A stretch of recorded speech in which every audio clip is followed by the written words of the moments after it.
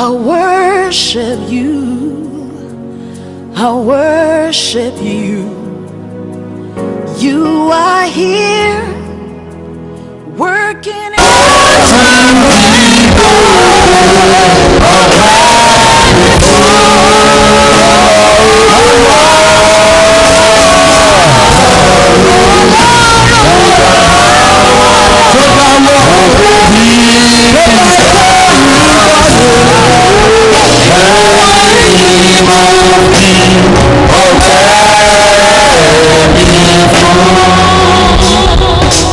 Almighty God, Ọlọ́run Olódùmarè, the giver of our life, ó fúnni ní ayé ènìyàn, the one who is merciful, ẹni tó jẹ́ aláàánú jùlọ, the one who is kind, ẹni tó ní ìwà jùlọ, we bow down before you. a júbà níwájú rẹ. Thank you for all you have done for us. Ẹ ṣé fún gbogbo tí ẹ ti ṣe. Thank you for your loving kindness. Ẹ ṣé fún ìfẹ́ òtítọ́ yín. Thank you for divine provision. Ẹ ṣé fún ìpèsè àtòkè wá ni. Thank you for being there for us all the Ẹ time. ṣé torí ẹ ń wà níbẹ̀ fún wa ní gbogbo ìgbà. Father, accept our thanks in Jesus' name. Bàbá ẹ gba ìdúpẹ́ wa lórúkọ Jésù. This morning, Lóòrọ̀ yìí, we have come into your presence. a ti wá síwájú rẹ. Let us receive the fullness of joy in the name of Jesus. Yẹ ká gba ẹ̀kúnrẹ́rẹ́ ayọ̀ lórúkọ Jésù. Today, Lónìí, don't let us go back the same way we came in Jesus' má name. jẹ́ ká padà lọ bí a ti wá. Thank you, Father. Ẹ ṣé o bàbá. In Jesus' mighty name we pray. Ní orúkọ ńlá Jésù la gbàdúrà. Amen. Àmín. Please be seated. Ẹ jọ̀wọ́ ẹ jókòó. And I want you to turn with me to the book of Esther, chapter 2, and I will read verses 8 and 9. Mo sì fẹ́ kó sí pẹ̀lú mi sínú ìwé Ẹ́sítérì orí kejì, wọ́n sì kẹ́sẹ̀ kẹjọ àti ìkẹsàn rẹ̀. So it was when the king's command and decree were heard, and when many young women were gathered at Susan the citadel under the custody of Hegai, that Esther also was taken to the king's palace, into the care of Hegai, the custodian of the women. Now the young woman pleased him, and she obtained his favor. So he readily gave beauty preparations to her, besides her allowance. Then 7 choice maid servants were provided for her from the king's palace, and he moved her and her maid servant to the best place in the house of the women. May the Lord bless the reading and hearing of his words. Amen. This morning Lóòrọ̀ yìí, is a special morning. ó jẹ́ òwúrọ̀ pàtàkì. Today Lónìí, is a special day. ó jẹ́ ọjọ́ tó yàtọ̀. Today is a day that God wants to favor somebody. Amen. Òní jẹ́ ọjọ́ tí Ọlọ́run fẹ́ fi ojú rere wo ẹnìkan. And who is that person? Ta lé ẹni náà? Let the person shout the loudest Kí ẹni náà fi hallelujah. hallelujah tó lọ sókè jùlọ.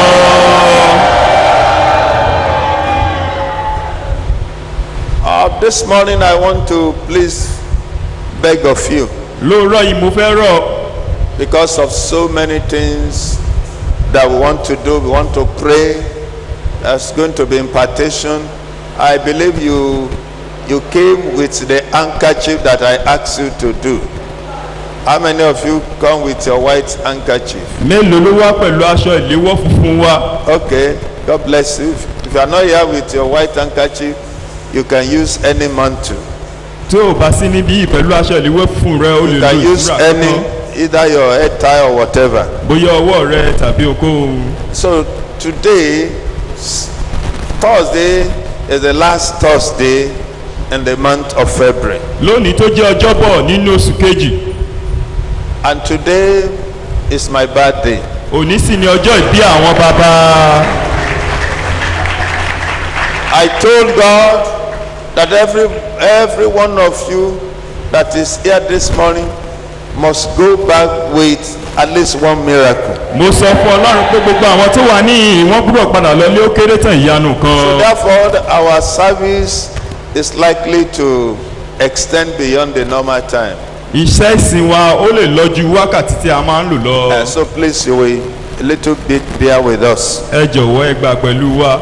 Favored by grace. ojú rere nípa orí ọ̀fẹ́.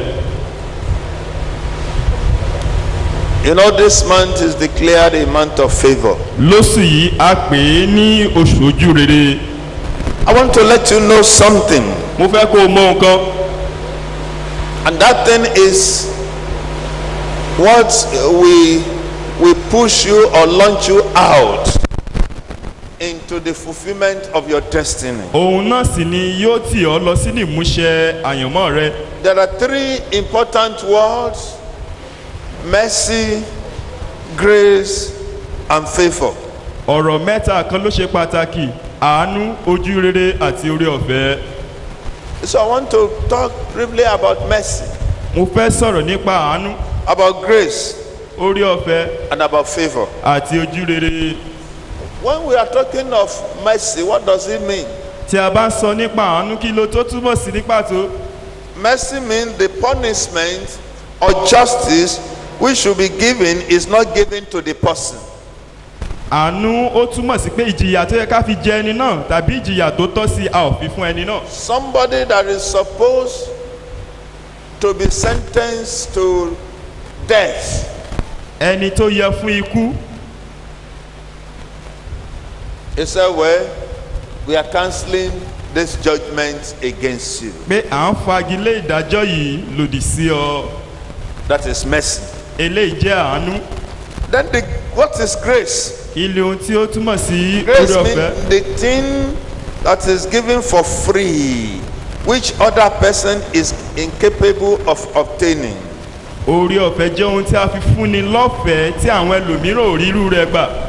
Grace, something that covers everybody. orí ọ̀fẹ́ jẹ́ ohun tó borí ohun gbogbo. For instance, fún àpẹẹrẹ, we all enjoy grace of God, gbogbo wa là ń gbádùn orí ọ̀fẹ́ ọlọ́run. and that is why sun shines over everybody, ìdí nìyí tí òòrùn fi ń ràn lórí gbogbo ènìyàn. and that was why rain shines over everybody. ìdí nìyí tí òjò fi ń ràn lórí gbogbo ènìyàn. But let me tell you ṣùgbọ́n jẹ́ ń sọ fún ọ about favor.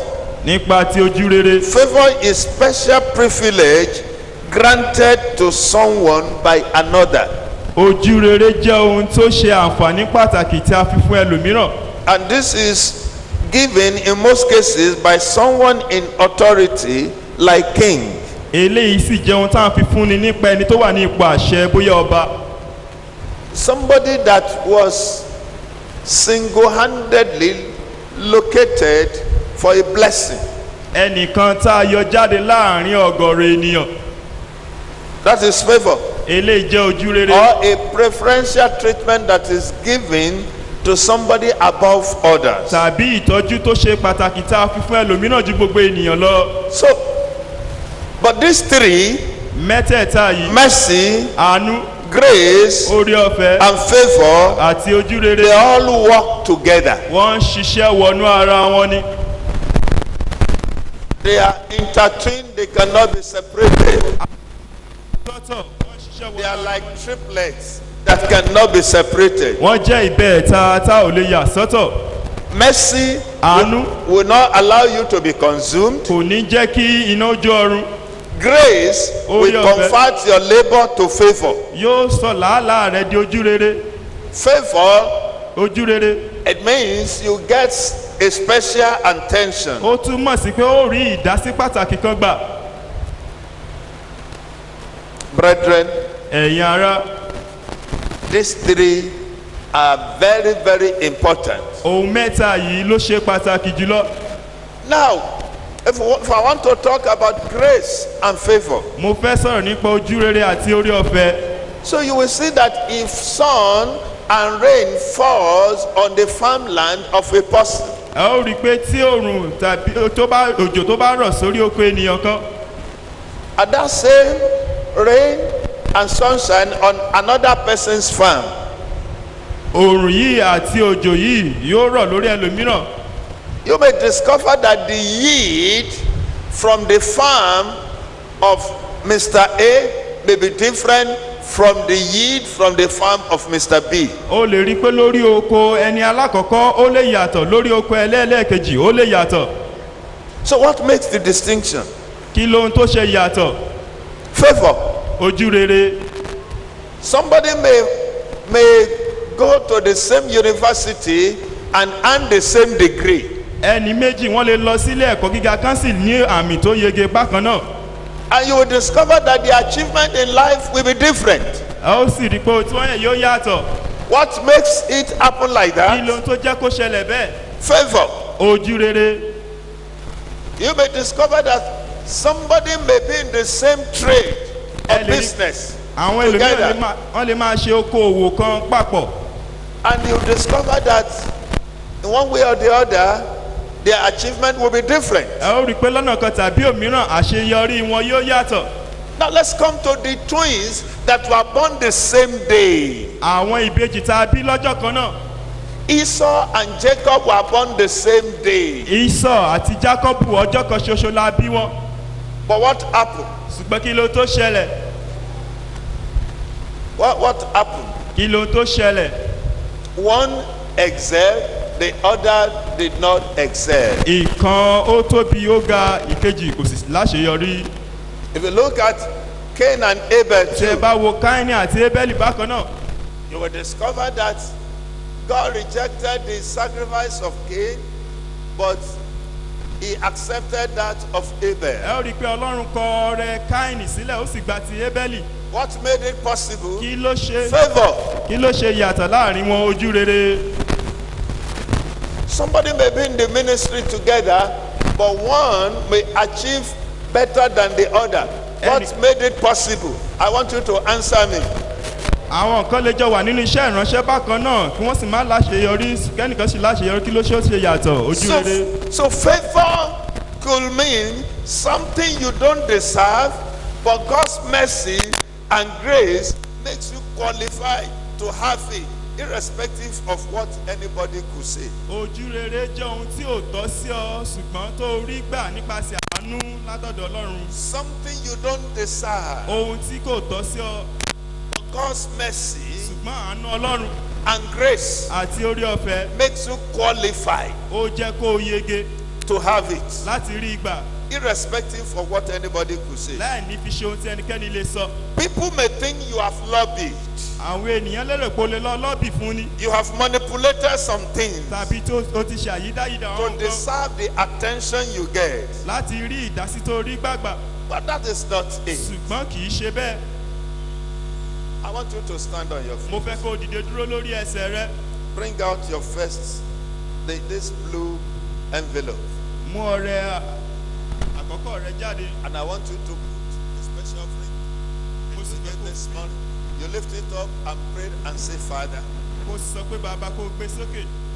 let me enjoy financial favor jẹ́ kí n gbádùn ojú rere nípa ìṣúwó náà mi everywhere I go. níbikíbi tí n bá lọ. Please, I want you to pray. jọ̀wọ́ mo fẹ́ kó o gbàdúrà. Pray unto God. gbàdúrà sí Ọlọ́run. In Jesus' mighty name we have prayed. amen. Father, we lift this offering up bàbá gbé ọrọ̀ yìí sókè sí yín. and we have prayed that you make us to enjoy financial favor a sì gbàdúrà pé ẹ jẹ́ ká gbádùn ìṣúwó náà ojú anywhere rere. we go. ibikíbi tá a bá In lọ. the name of God the Father, lórúkọ bàbá God the Son, lórúkọ Ọlọ́run ọmọ and God the Holy Spirit. lórúkọ Ọlọ́run ẹ̀mí mímọ́. Let's cry up. Glory, glory, hallelujah. Glory, glory, praise the Lord. Glory, glory, hallelujah. Glory, glory, praise the Lord. Oh, glory, glory, glory, hallelujah. Glory, glory, praise the Lord. Glory, glory, hallelujah. Glory,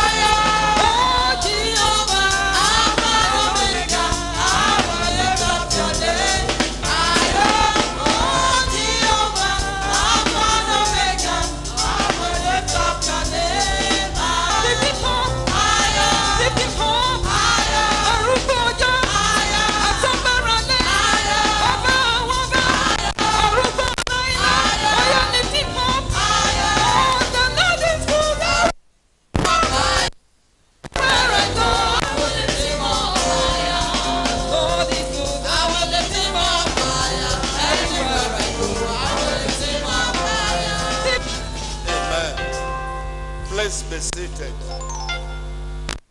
The first Thursday when I was talking about my time of favor, ọjọ́bọ̀ àkọ́kọ́ nígbà tí mò ń sọ̀rọ̀ nípa ojú rere I made mention of some points. mo dárúkọ àwọn kókó kọ̀ọ̀kan And I said, when you are favored of the Lord, mo sì wá sọ pé tí ọlọ́run bá fi ojú rere wọ I said the following doesn't matter. kò ní fi ṣe So I won't have to elaborate. Number one, your background doesn't matter. kò ní fi ṣe ìpìlẹ̀ rẹ Where you come from, ibi tó ti gbé jáde wá your academic qualification doesn't matter. bó o ti kàwé tó kò tiẹ̀ ní fi ṣe rárá Your class of degree doesn't matter. oyè àmì oyè tó gbà jáde kò tiẹ̀ kàn rárá Whether you have PhD or you have BSc or you have school cert, it doesn't matter. onírúurú ìwé tó bá gbà jáde kò tiẹ̀ ní fi ṣe Political affiliation even doesn't matter. bí o ti jẹ́ olóṣèlú ní tó kò tiẹ̀ ní fi ṣe rárá Your country of origin, number 5, doesn't matter. orílẹ̀-èdè tó ti gbé jáde wá kò tiẹ̀ kàn rárá And then number 6, your location doesn't matter. ìkẹfà ibi tó gbé wà kò tiẹ̀ So, kàn but when your time of favor comes, nígbà tí àkókò ojúrere rẹ bá dé the following we have number 1, ohun àkọ́kọ́ people will remember you for good. àwọn ènìyàn ò rántí rẹ fún rere The book of remembrance will be open ìwé ìrántí a ó ṣí for you. fún ọ There's somebody here. They are going to remember you for good. amen a ó rántí rẹ fún rere You thought people have forgotten you. That's what God is telling me. But He said they will remember you. ọlọ́run sọ pé wọ́n ó rántí rẹ Then number 2, ìkejì God will bring you out of obscurity to limelight. ọlọ́run ó mú ọ kúrò níbi tá a gbé ọ fi pamọ́ sí ojú ọ̀nà rẹ Maybe you have been relegated to the background. bóyá àti ẹ̀ ti jọ̀wọ́ rẹ sísàlẹ̀ You will now be brought into the limelight. wọ́n ó wá gbé ọ sójú ọ̀nà rẹ Just like it happened to David. eléyìí ṣẹlẹ̀ sí dáfídì David was relegated to the background, but when the time came for him, the time of his favor, he was brought into the limelight and he was anointed a king in Israel. dáfídì àti gbàgbé rẹ ṣùgbọ́n nígbà tí àkókò ojúrere rẹ dé a fi òróró yàn gẹ́gẹ́ bí ọba Then your mistakes, number 3, shall be overlooked. ìkẹta àṣìṣe rẹ a ó fojú fò ó dànù The mistake that leads to severe punishment for some people, àwọn àṣìṣe tó mú ọ lọ sínú ìjìyà kan your own will be overlooked. títì rẹ a ó fojú fò ó And then number 4, one more. ìkẹrin Doors will be opening for you on its own accord. àwọn ilẹ̀kùn yóò máa ṣí fún ọ láì ṣe làálàá Doors will just be opening. àwọn ilẹ̀kùn yóò kàn máa ṣí fún ọ I want to tell you the story of 3 boys. mo fẹ́ sọ ìtàn kan fún ọ There are 3 boys àwọn ọkùnrin mẹ́ta kan wà that were living together under the same roof. wọ́n jọ ń gbé lábẹ́ òrùlé kan náà ni They were under the same condition. wọ́n wà lábẹ́ irú nǹkan kan tó jọ ń ṣẹlẹ̀ sí wọn And they went to the same modern school. wọ́n lọ sílé ẹ̀kọ́ kan náà bákan náà ni Though one was a bit ahead of them. ìkan ṣáájú wọn But all the rigors of those days, they were doing it together. gbogbo nǹkan ni wọ́n jọ ń ṣe papọ̀ So after the modern school, lẹ́yìn ìgbà tí wọ́n kẹ́kọ̀ọ́ jáde one went to the trade center in those days. ìkan lọ kọ́ bí a ti ń ṣòwò lé ọjọ́ àtijọ́ Another one could not go further. ìmíràn ò lè tẹ̀síwájú The third one ìkẹta wanted to go to teachers training college ó fẹ́ lọ sílé ẹ̀kọ́ àwọn olùkọ́ni so that he can become a teacher. láti jẹ́ olùkọ́ni But fortunately for that person, ṣùgbọ́n sí ìyàlẹ́nu fún ẹni náà he had to go to another secondary school. ó lọ sílé ẹ̀kọ́ girama mìíràn So for the one that went to trade center, eléyìí tó lọ kọ́ bí a ti ń ṣòwò the trade center then is now called maybe technical college or something like that. ilé ẹ̀kọ́ bí a ti ń ṣòwò àti ìpè nílé ẹ̀kọ́ olùṣe báyìí When he couldn't get ahead in life, he had to join the Nigerian army. ó ní láti darapọ̀ mọ́ àwọn ọmọ ogun orílẹ̀-èdè So then the one that could not further got a job in a bank eléyìí tó tẹ̀síwájú orí iṣẹ́ gbà nílé ìfowópamọ́ as a messenger. gẹ́gẹ́ bí olùránṣẹ́. And then the third one, after the secondary school, he started working. After working, he went for A levels. You know, they departed after some time. They could not hear from each other. ìkẹta rẹ̀ lẹ́yìn ilé ẹ̀kọ́ girama ó tún tẹ̀síwájú lẹ́yìn gbogbo But wọn the pínyà. one that went to the secondary school eléyìí tó lọ sílé ẹ̀kọ́ girama had given his life to Jesus. ó fi ayé rẹ̀ fún Jésù.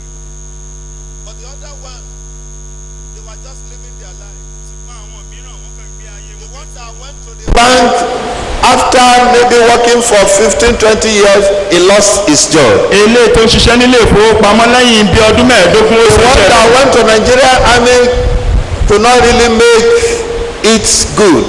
eléyìí tí ó lọ sílé àwọn ọmọ ogun kò ṣe To dáradára. cut the long story short, láti gé ìtàn náà kúrú they were all married, gbogbo wọn ló gbéyàwó they gave birth, wọn bímọ lóòótọ́. but the one that gave his life to Jesus ṣùgbọ́n eléyìí tó fi ayé rẹ̀ fún Jésù went to the university. ó lọ sílé ẹ̀kọ́ gíga You know, he was doing well. ó ń ṣe dáradára. Now, the three of them, àwọn mẹ́tẹ̀ẹ̀ta God single-handedly brought out somebody. Ọlọ́run yọ ẹnìkan dondo jáde láàrin wọn. That was the one that gave his life eléyìí tó fi ayé rẹ̀ fún Jésù to Jesus, tó fi ayé rẹ̀ fún Jésù and he became somebody. ó sì wá di ẹni pàtàkì. And who is that person? ta ni ẹni náà? Pastor Samuel Awobode.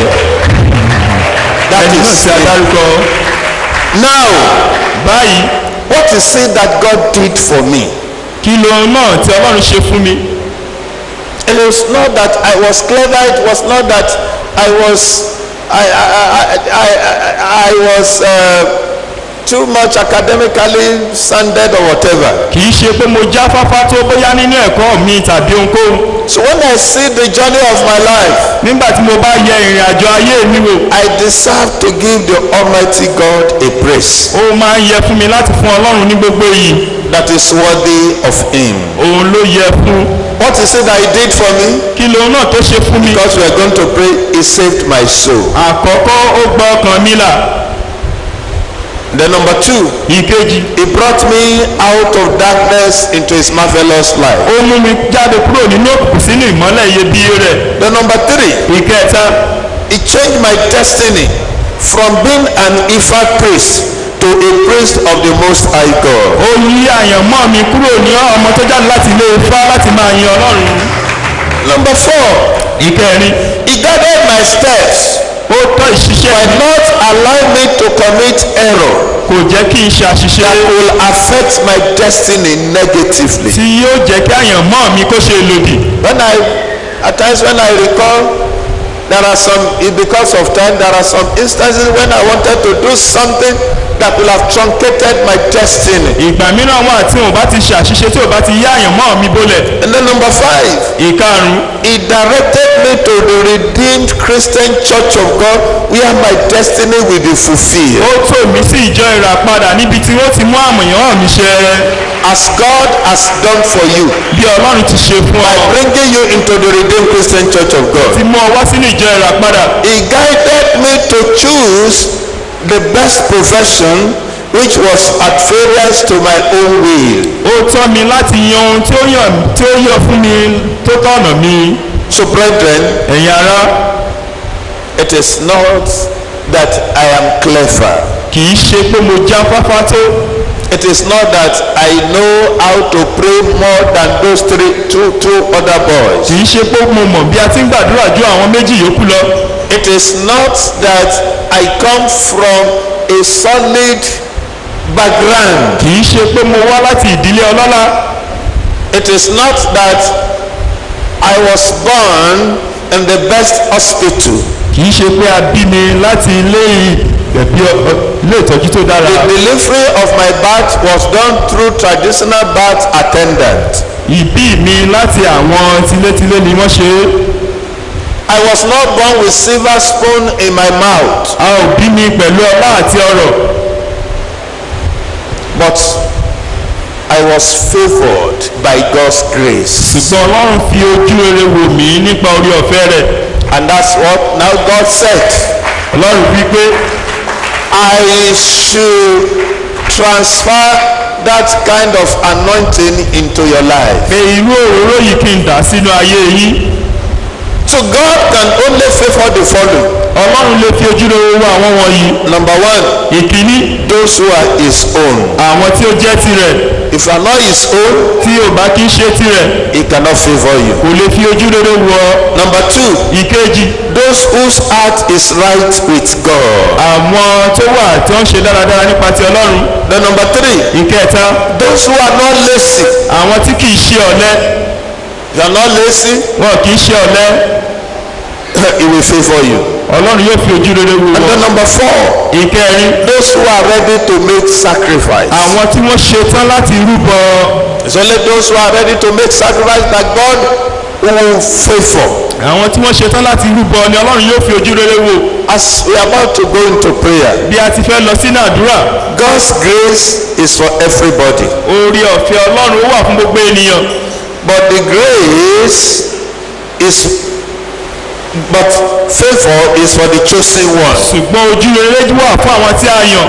Do you want God to favor you? tí o fẹ́ kí ọlọ́run fi ojú rere wọ.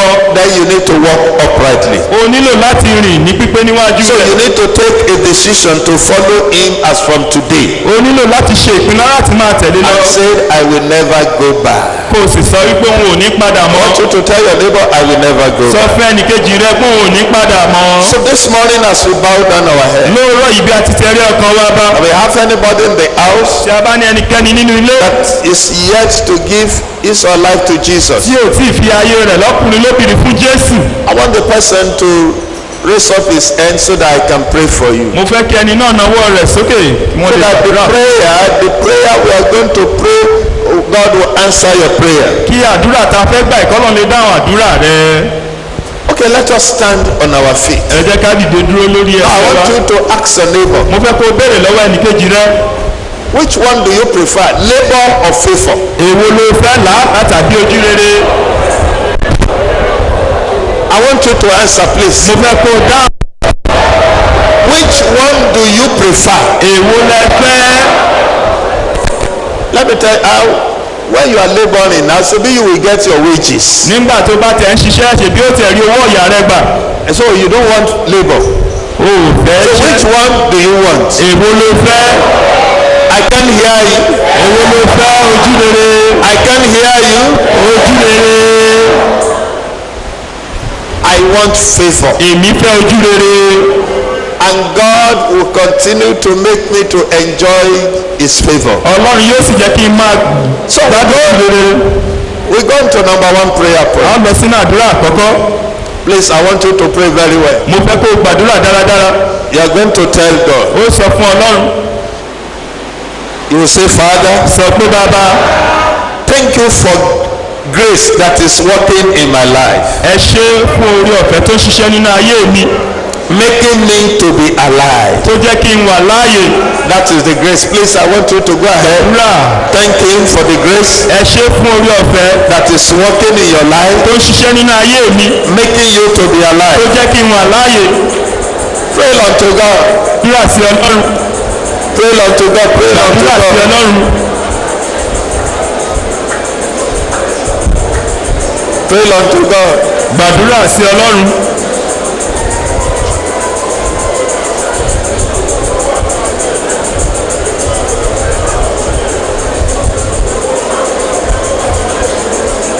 In Jesus' mighty name we have prayed. amen. Number two, you are going to say, Father, èkejì sọ pé bàbá please forgive me of any sin ẹ dárí gbogbo ẹ̀ṣẹ̀ mi. that will not allow me to enjoy your tí favor. kò ní jẹ́ kí n gbádùn ojú rere rẹ. Lord, have mercy on me. ọlọ́run ṣàánú fún mi. Please go ahead and talk to God. jọ̀wọ́ gbàdúrà níwájú ọlọ́run. Pray unto God. gbàdúrà sí ọlọ́run. Please pray unto God. gbàdúrà sí ọlọ́run. Please pray unto God. gbàdúrà sí ọlọ́run.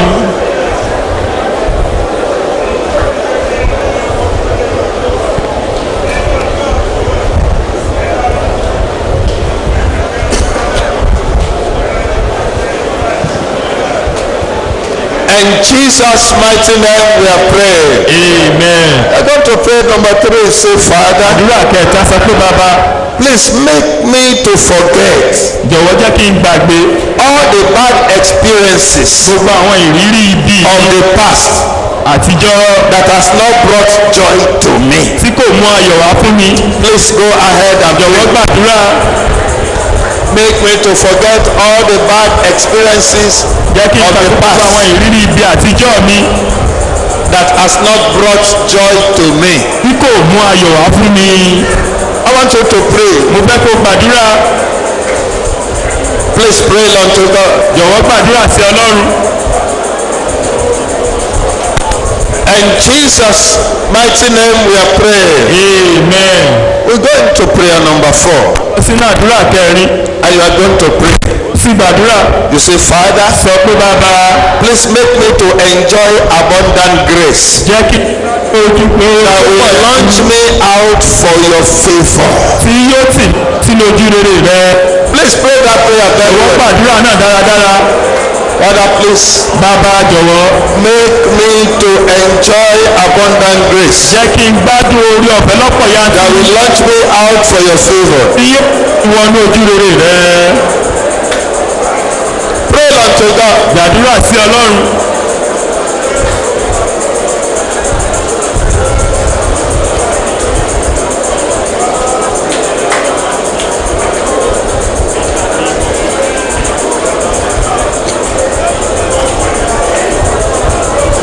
In Jesus' mighty name we have prayed. amen. When we are talking of favor, nígbà tí a bá ń sọ nípa it may look as if all doors are closed against ó you. lè dàbí ẹni pé gbogbo ilẹ̀kùn ló sì lòdì sí ọ. But favor can open any door. ṣùgbọ́n ojú rere lè ṣí ilẹ̀kùn yòówù tó And I was talking about God can just make people to remember, even people that you don't have any connections with.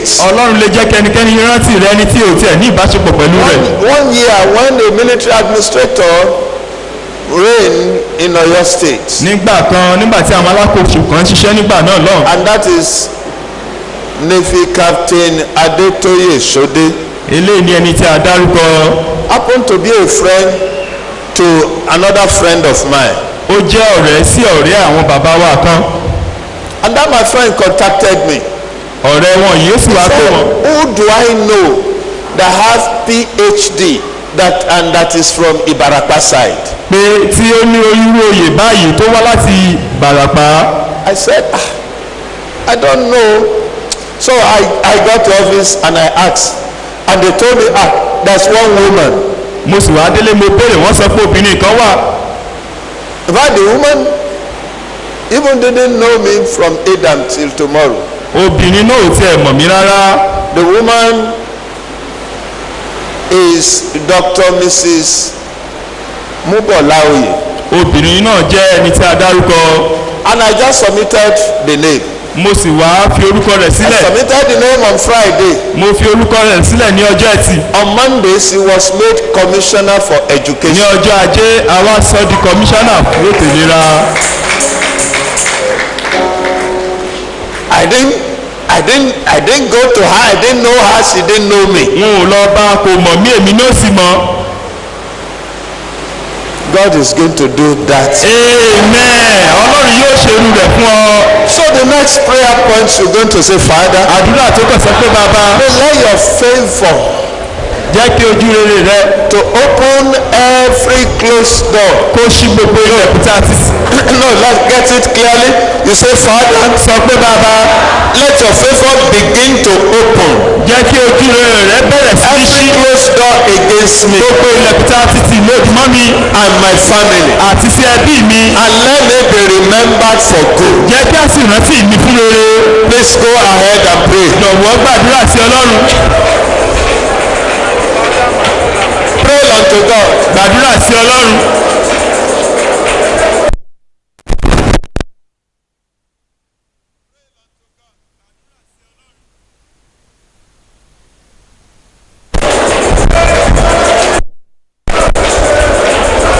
Pray unto God. In mighty name we have prayed. amen. Are you going to pray and say, Father, àdúrà sọ pé bàbá let your faith kí ojú rẹ ṣiṣẹ́ fún mi. as a citizen of this nation, gẹ́gẹ́ bí ọmọ orílẹ̀-èdè yìí. anywhere I find myself, ibikíbi tí mo bá bá ara mi. please pray. jọ̀wọ́ gbàdúrà. Pray unto God. gbàdúrà sí ọlọ́run. Anywhere I find myself, ibikíbi tí mo bá bá ara mi. let your favor work for me. jẹ́ kí ojú rẹ ṣiṣẹ́ fún mi. Let your favor work for me. jẹ́ kí ojú rẹ ṣiṣẹ́.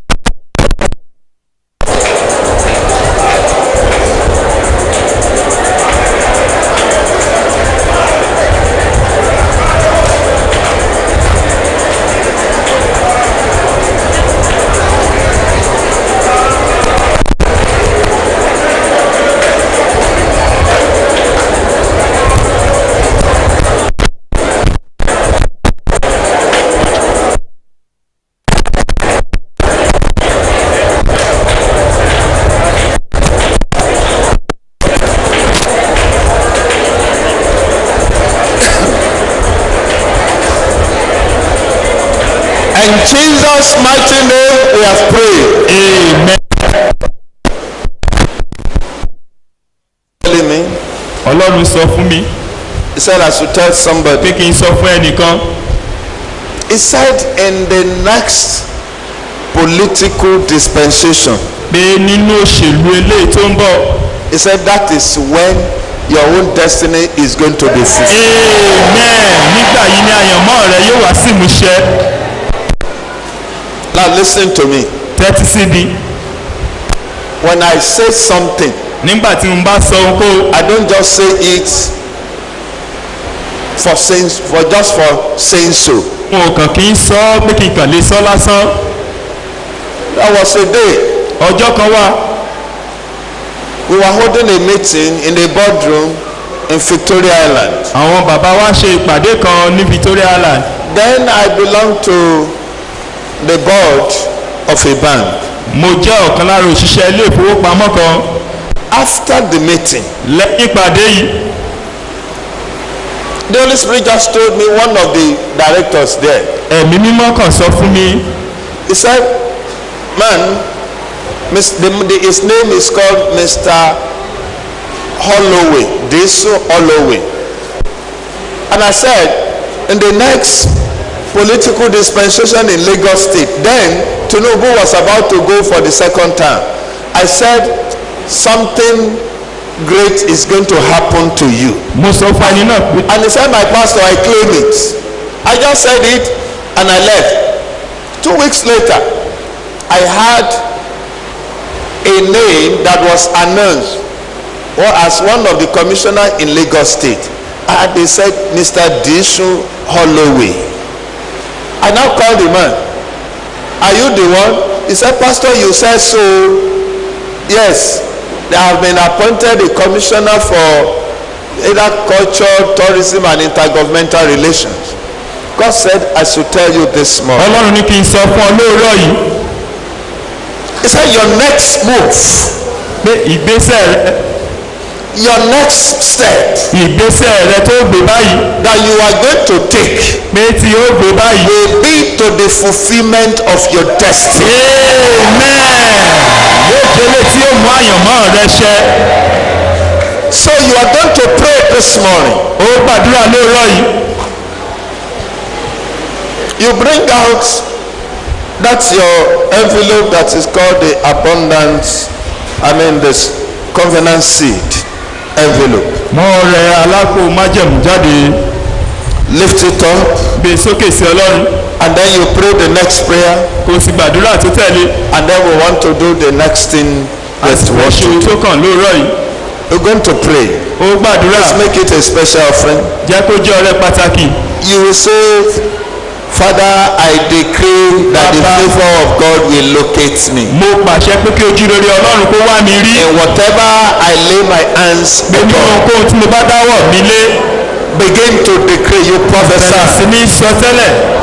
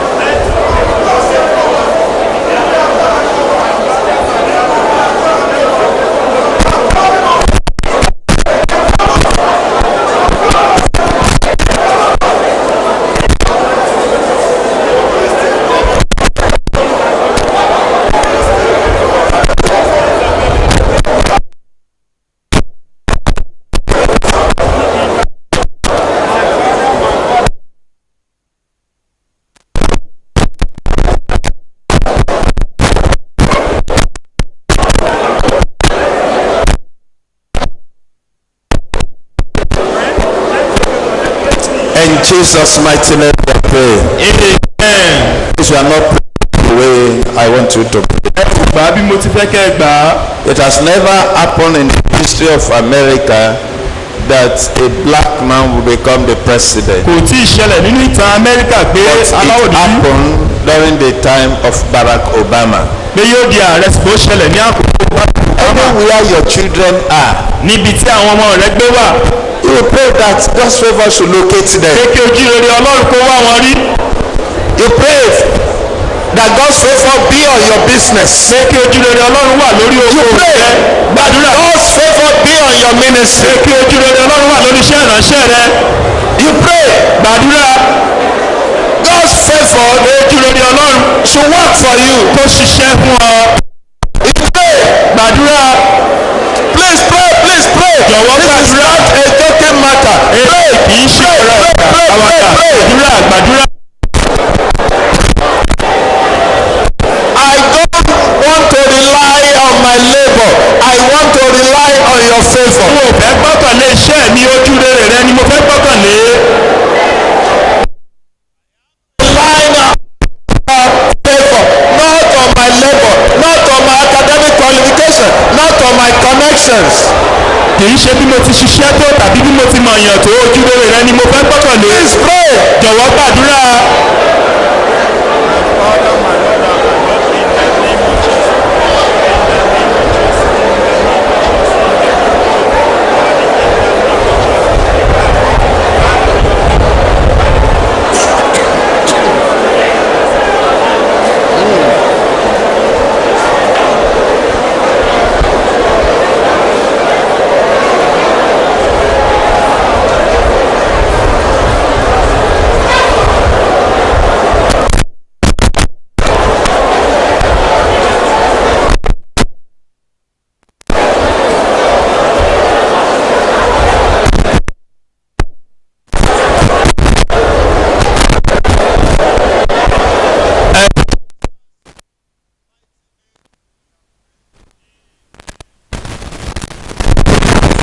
As part of my birthday gift Gẹ́gẹ́ bẹ́ẹ̀ bọ́jọ́ ìdí to you, sí ọ.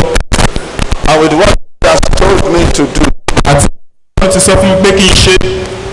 these handkerchiefs have been prayed upon by my father-in-the-Lord, Pastor E.A. Adeboye. Aṣọ ìléwọ́ funfun yìí bàbá jíyò wọ́n ti gbàdúrà sí i. The grace and favor that works in the life of the man, Orí ọ̀fẹ́ àti ojúrere tó ń ṣiṣẹ́ nínú ayé ẹni náà. the grace and favor that work in my own life Orí ọ̀fẹ́ àti ojúrere tó ń ṣiṣẹ́ nínú ayé àwọn bàbá wa. can as well work for you, Ó lè ṣiṣẹ́ fún wọn náà bákan náà. can as well work for your children. Ó lè ṣiṣẹ́ fún àwọn ọmọ rẹ bákan náà. I want you to lift your own handkerchief up unto God. Mo fẹ́ kó o gbé aṣọ ìléwọ́ funfun rẹ sókè sí Ọlọ́run. Because of our time, may not be able to touch everyone one by one. Nítorí àkókò wa mo lè má lè fọwọ́ kan gbogbo ènìyàn.